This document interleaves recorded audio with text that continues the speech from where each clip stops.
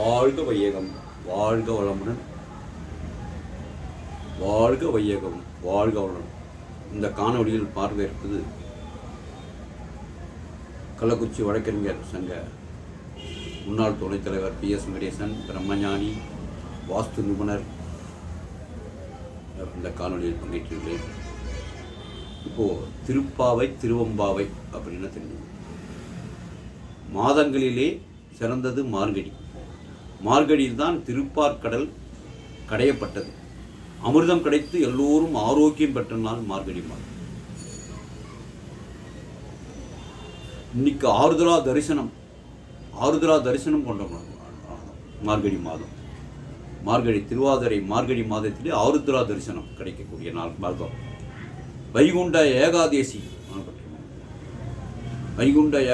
ஒரு புண்ணியமான நாள். இப்படி மிகப்பெரிய விழாக்கள்லாம் நடைபெற்ற மார்கழி மாதத்திலே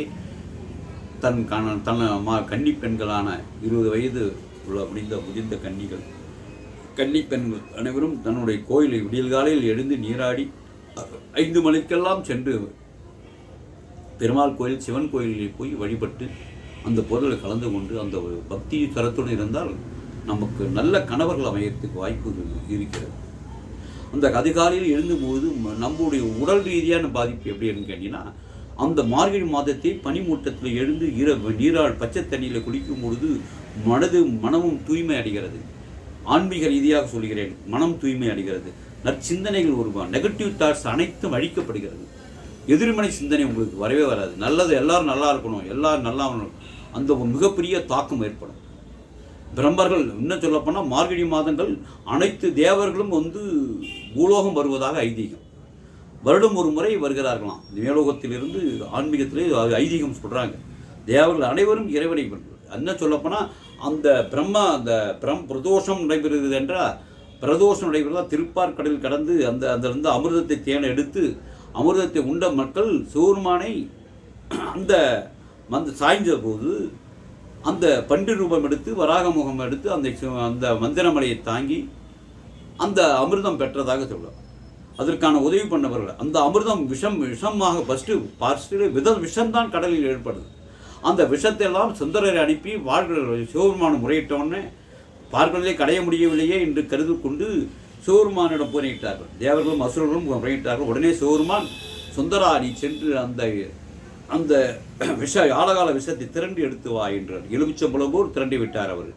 அவர் சுந்தரர் கொடுத்தவுடன் அந்த சுந்தரர் சிவபெருமான் அந்த ஆழகால விஷத்தை தன் தொண்டையில் ஊட்டுகிறார். பக்தர்களை காப்பாற்ற வேண்டும் என்பதற்காக, தேவர்களையும் அசுரர்களையும் காப்பாற்றுவதற்கு, உயிர் ஜீவராசி அனைத்தும் விஷத்திலிருந்து தப்பிப்பதற்கு அந்த விஷத்தை தானே உட்கொண்டார் சிவபெருமான். அவர்தான் இறைவன், நம்மளை காத்தச்சு. அவர் தொண்டையில் கொடும்பொழுது தொண்டையில் போய் மாட்டிக்கொண்டது. தொண்டையில் இருந்தவுடன் உடனே பார்வதி என்ன பண்ணுறார், நீ பக்தர்களை காப்பாற்று தன் உயிரையும் மாய்க்க முயற்சி கொண்டார். நான் உங்களை நம்பி நான் இருக்கிறேன்னு சொல்லி பார்வதி தேவி அந்த கழுத்தை பிடித்து கொண்டார். கழுத்து இந்த விஷம் தொண்டையிலே நின்று விட்டது. அதற்கு பிறப்பு உடம்பு நல்லா நீள நிறமாக ஆகிவிட்டது. உடனே பார்க்கடலை கடைய சொன்னார்கள். பார்க்கடல் கடையப்பட்டது. அதில் அமிர்தம் வந்தது. அதை மோகிய மகாவிஷ்ணு, அது தெரிஞ்ச மகாவிஷ்ணு பெருங்கனி அவதாரம் எடுத்து அங்கு பங்கிட்டு கொடுத்தார். எல்லோரும் இறப்பே கிடையாது என்ற சாகா வரப்பட்டு விட்டார்கள். தேவர்களுக்கு இறப்பே கிடையாது. இளமை எப்பவும் இளமை தான், முதுமையே கிடையாது. அப்போ சாவே கிடையாதுன்னு என்ன பண்ணுது? அப்போ இறைவனை மறந்து விட்டார்கள். சிவபெருமான் அந்த விஷத்தை சாப்பிட்ட தாக்கத்தால் உடம்பெல்லாம் நீல நிறமாக மயக்க நிலையிலே இருந்தார். உடனே பார்வதி தேவி இவ்வளோ கூத்தாடுகிறாள், இந்த யாரும் அல்லோலமாக சாவே வரமெல்லாம் சிவபெருமானை வணங்காமல் ஆடி பாடி தாண்டோண்டித்தனமாக தேவர்களும் அசுரர்களும் அழிகிறார் என்று மனம் வெறுத்து கோபம் கொண்டு அம்மை என்ற நோயை அனைவருக்கும் கொடுக்கப்பட்டார். அப்போ உடம்புடைய ரணமாக கடவுது என்று அம்மன் பார்வதி தேவி சாபமிட்டால் அனைவருக்கும் அந்த பிரதோஷம் என்ற தோஷம் நிறைய உடல் ரீதியான நோய்களை உண்டாக்கலாம். ஆனால் இறப்பு கிடையாது. நோய்களாக ரணமாக சர்க்கரை, சுகர், பைப்பி அந்த மாதிரி ரணமான நோய்களை உருவாக்கியுள்ளது. தவறு ஏற்படுகிறது. அன்று அம்மை கொடுத்ததுனால இவன் கண்டுபிடிக்க மிகப்பெரிய இறப்பு ஏற்பட்டது. அந்த மாதிரி ரணமாக இருக்க முடியாது. அப்பேற்பட கொடுத்தால் உடனே எல்லாரும் சேர்ந்து அப்புறம் ஒரு தவறை உணர்கிறார்கள். நம்ம சிவபெருமான் நமக்காக அந்த விஷத்தை உண்டு அவரை வணங்காமல் வந்து விட்டேமே எல்லாமே ஆய்வு அவர் எல்லாரும் வணங்கணும்னுட்டு போகிறார்கள். எல்லோரும் நந்தி பகவானிடம் சொல்லியுள்ளார்கள்.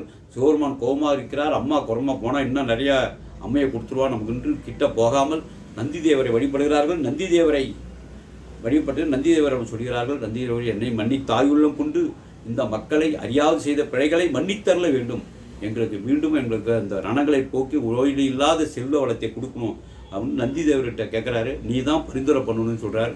நந்தியின் காதிலே அந்த வேதங்கள் குறைகள் குறைவேற்றப்படுகிறது. உடனே நந்தி பெருமான் சிவபெருமான் கேட்க, என்றைக்கு நான் எவ்வளோ நாளும் உங்கள் வாகனமாக இருந்து வருகிறேன், எனக்கென்று சில ஆசைகள் இருக்குது, எனக்காக ஒரு விண்ணப்பத்தை நான் வைக்கிறேன் என்று சொன்னார். என்ன விண்ணப்பம் என்று கேட்கிறார். இந்த பக்த கோடிகள் அனைவரும் தவறு செய்து விட்டார்கள், இறைவனை வழிபடாமல் தாண்டொண்டித்தனமாக திரிந்தார்கள், அவர்களை மன்னித்து அவர்களுக்கு தாய் உள்ளம் கொண்டு மன்னிக்க வேண்டும், அவர்கள் செல்வ வளம் பெறுவதற்கு நீங்கள் நடனம் மம்மனோட திருக்காட்சியுடன் அறுபுரிய வேண்டும் என்று கூறினார்.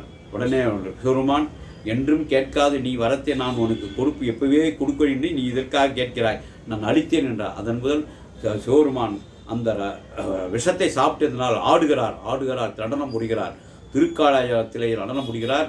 அவர் அம்மன் சிவகாமியோடு நடனம் முடிகிறார். அந்த கொம்புக்கு நடுவிலே ஆடுகிறார், காட்சி அளிக்கின்றார், பகவானுக்கு ஆட்சியை வழங்குகிறார்.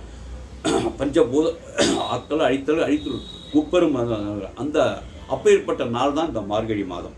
அந்த சிவபெருமானுடைய பிரதோஷம் அன்று அந்த மார்கழி மாதத்தில் ஏற்படுகின்ற பிரதோஷம் மிகப்பெரிய பிரதோஷம், பிரளய பிரதோஷம், உயிரெல்லாம் ஒடுங்கப்படுகிறது.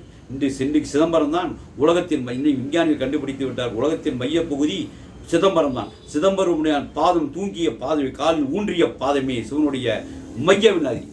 மையத்தில் இருந்து ஆடுகிறார். அவர் ஆடாமல் நின்றால் உலகம் நின்றும். நான் அசைந்தால் அசையும் உலகிலம் எல்லாமே, அறிவாய் மனிதா ஆணவம் பெரிதா என்ற பாடலை பாடுகிற நடிகத்தில் சிவாஜிகள் திருவிழாடலை பாடியிருக்கின்றார். அவர் அசைந்தால் உலகமே அசையும், அசையாவிட்டால் அப்படி ஒன்று போகின்ற. இன்றைக்கு 2024 நடைபெற்ற பார்த்தீங்கன்னா உயிரிழப்பு, ஏகப்பட்ட உயிரிழப்பு. நீதி பகவானுடைய நீதி பகவான் யார்? 2024 கூட்டினால் 8 சரீஸ்வர பகவான், அவர் தான் ஆட்சிநாதன். ஏகப்பட்ட வழிகளை உயிர் கொண்டு உள்ளார். வழிகள் போய் உதாரணமாக சொல்ல போனால் கள்ளக்குறிச்சியில் எவ்வளோ பேர் 70 பேர் விமான விபத்தில், ரயில் விபத்தில், அடுத்து போர் காலங்களில் கிட்டத்தட்ட 2024 ஆக ஏகப்பட்ட உயிரிழப்பு. 2025 இப்போ வரப்போகின்ற ஆண்டு செவ்வாய் முருகனுடைய ஆண்டு. திருப்பான அவர் 2020 போர்க்காலம் தான். இன்னும் ஒரு வருடத்துக்கு நான் சொல்ல திருப்பாவை அதுக்குள்ள அங்கே போயிட்டோம் இல்லையா. திருப்பாவை எப்படி கன்னிப்பெண்கள் சென்று திருமணி நல்ல கணவனை தேர்ந்தெடுக்கிறார், நல்ல காளையர்கள், இளம் காளையர், கட்டடம் காளையர்கள் நல்ல மனைவியை தேர்ந்தெடுக்க வேண்டும் என்று சிவன் கோயிலுக்கு சென்று சிவபெருமானை வழிபட வேண்டும். பெரும்பாலும் 200 கன்னிமார்கள் அல்ல வழிபட்டால் மிகப்பெரிய ஒரு மாற்றம் ஏற்படும். ஒரு நல்ல நீங்கள் நினைத்த காரியங்கள் அனைத்தும் முழு வரங்களை கொடுத்து கொண்டே இருக்கிறார்கள். 12 எத்தனை மாதங்கள் நீ வேண்டினாலும் சரிதான். இந்த மார்கழி மாதத்திலே இறைவன் இரு கண்களை திறந்து வாரி வழங்குகிறார் அருளாசிகளை. சிவபெருமானுக்கு பெருமானும் சரி, என்ன வேணுமோ கொடுக்கிறாங்க. அந்த வாதத்தை நான் தங்க வைத்துக் கொள்ள வேண்டும். இறைவனிடம் அதை தாங்காமல் அதுவும் முக்கியமாக 4 மணிக்கெல்லாம் எழுந்து விட வேண்டும். 4-6 போய் இறைவனை பார்க்க வேண்டும். 4-6 7 கூட ஒரு பாருங்க, தப்பு இல்லை. 7 மணிக்குள்ளேயாவது இறைவனை பார்த்து விட்டால் கேட்ட வரம் அனைத்தும் அனுகூலப்படும். இதுதான் இந்த உண்மை நிலை மக்களுக்கு தெரியவில்லை. இதுதான் பாரதி ஆண்டாள் பாடினால் தன் நூற்பு ஆண்டாள் அந்த மாலையை தான் ஊன்றி தானே கட்டிய மாலையை பெருமாளுக்கு கொடுத்தார். பெருமாளுக்கு கொடுத்து அந்த திருமண மங்கையத்தில் அழகான மங்கையர் ரங்கநாதரை மணந்து கொண்டார், ரங்கமன்னாரை மணந்து கொண்டார். அப்பேற்பட்டது மார்கழி மாதம். இந்த ஹோருமான் அந்த பார்க்கடல்களே அந்த இதுதான் உங்களுக்கு தெரியும். திருப்பார்க்கடல் விஷத்தை கொண்டதுனால எல்லோரும் அந்த இறைவனை வழிபட்டார்கள். அந்த மாதிரி ஒரு மாதம் மார்கழி மாதம். சிவனுடைய பாதம் அடிமுடி கண்டவர்கள் யார்? மகாவிஷ்ணு அடியும் முடியும் பார்க்க முடியாமல் பிரம்மனும் அடிய கதை தான் அது தெரியும். திருவண்ணாமலை கார்த்திகை தீபம் அன்று என்ற அந்த திடிமண்ணால் நடந்து திருவண்ணாமலை அடியும் முடியும் காண முடியாத மகாத்மான் இறைஜோதின் இறைவன் எம்பெருமான் சிவபெருமான். அவருடைய அடியை பார்த்தவர் பகவான் மகாவிஷ்ணு. அவர் பன்றிருவம் எடுத்து தன்னுடைய பாதத்தை கொண்டே பாதாளம் 7 பாதாள லோகங்களை தாண்டி அவர் பாதம் இருந்தது. அவரை பிடித்ததும் உடனே தன் மகாவிஷ்ணு தன் பாதத்தை பன்றிரூபம் எடுத்து தொட்டதனால் உடனே ஆரியன் பாதை தொடுவார் என்று குடிந்து முடியும் பார்த்து விடுகிறார். ஆக பதவி வரும் பொழுது பணிவு வேண்டும் என்று சொன்னார். அங்குதான் இந்த பணிவு என்ற ஏற்படுதான் திருவண்ணாமலை கார்த்திகை தீபம். அதே போல திருவண்ணாமலையாரை நோக்கி பார்க்கிறோம். திருவண்ணாமலை கோடி பார்த்தால் அதாவது கோபுரம் பார்த்தால் கோடி புண்ணியம் என்றெல்லாம் சொல்கிறார்கள். நிமிர்ந்து பார்க்க ஆணவம் என்ற செருக்கு அடையத்துக்கே இது ஏற்பட்டது. மனிதன் முன் ஆணவன் தான் என்று ஆணவத்து அகந்தையுடன் தெரிகிறான். அந்த அகந்தையை அழிப்பதற்காகத்தான் இந்த திருக்கார்த்திகை தீபம் என்று ஏற்பட்டது. இப்படியெல்லாம் இந்துக்கள் பண்டிகைகள் ஒவ்வொன்றுக்கும் ஒன்று தொடர்பு இருக்கிறது, மக்கள் புரிந்து கொள்ள வேண்டும். ஆக இந்த 2024 திருப்பாவை திருவம்பாவை பாட்டுகின்ற பாட்டு நல்ல கணவன் நல்ல ஆரோக்கியமான சொல்லணும். திருமணம் செய்தவர்கள் தன் கணவன் திருந்தும் நிலைக்கும் வருவார்கள். அவரையும் சொல்லி கூட்டு போங்க. நீங்கள் மட்டும் கோயிலுக்கு போகாதீங்க. நீங்கள் மனைவி கணவன் 2 பேரும் சேர்ந்து கோயிலுக்கு செல்லுங்கள். அப்பொழுது தான் அவருடைய முழு பலன் உங்களுக்கு கிடைக்கும். நிறைய பேர் என்ன பண்ணிடுறாங்க, பெருமாளை கும்பிடுறாங்க. பெருமாளை கும்பிட்ட உடனே பெருமாள் தான் பணம் தராரு, அவர் சிவபெருமான் செவனேன்னு இருக்கார், அவரையா பணம் கிளம்பிடுறாங்க. அப்போது பெருமாளை கும்பிடுறதுனால வருமானம் வரும். அந்த வருமானத்தை தக்க வைத்துக் கொள்ள வேண்டும் என்றால் சிவபெருமானையும் வழிபட வேண்டும். சிவபெருமானை வழிபட்டால் தான் அந்த வருமானம் நிற்கும், இல்லைன்னா கிளம்பினா எப்படி தேவையில்லாமல் அமிர்த செலவுகள் ஏற்பட்டுவிடும். ஆக ஒவ்வொருவரும் தன்னுடைய திருமாலை வழிபட்டு அவர்கள் பெருமாளையும் சிவபெருமானையும் வழிபட வேண்டும். உதாரணமாக சொல்ல வேண்டும் என்றால் ஹரியும் சிவனும் ஒன்றுதான். ஹரி என்றால் சிவன். பெரும்பாலும் ஆண் தெய்வத்துக்கெல்லாம் திருநூறும், பெண் தெய்வத்துக்கு சிகப்பு கொடுப்பது வழக்கம். பார்த்தீங்கன்னா பெருமாள் அவர் சிகப்பு தான் கொடுப்பாங்க. பெருமாள் கோயிலில் பார்த்தீங்கன்னா, இன்னைக்கு சிவன் கோயிலில் பார்த்தீங்கன்னா திருநூறு கொடுப்பார், திருநீரு. 2 பேருமே ஒன்று தான். அதை புரிந்து கொள்ள வேண்டும். ஒரு சிவமதம் பிரித்து வளர வேண்டும். சில பேர் ராமம் போடுறா பட்டம் போடுறதெல்லாம் பெரிய விஷயம். தன்னை தீர்க்க திருநீரில் அணிந்த வேண்டும். சிவனை பார்த்ததற்கு, சிவனுடைய பாதத்தை பார்த்த பெருமாளுக்கு என்ன கொடுத்தார்? தன் சக்கரத்தையே கொடுத்தார். சிவபெருமான் தன் சங்கை தன்னிடம் வைத்துக்கொண்டு சக்கரத்தை கொடுத்தார். இப்படியெல்லாம் சங்கு சக்கரம் கொடுத்த தாரி சிவன் கொடுத்தது. அவர் பாதத்தை, இறைவனை பாதத்துக்கு சங்கு செல்லும் உலகத்தை அழிக்கும் சிவபெருமானுக்கு சக்கரத்தை வழங்கியவர் சிவபெருமான். ஆக அந்த பாதம் பார்த்ததுதான் அந்த இன்னைக்கு பார்த்து திருவாட்சி இந்த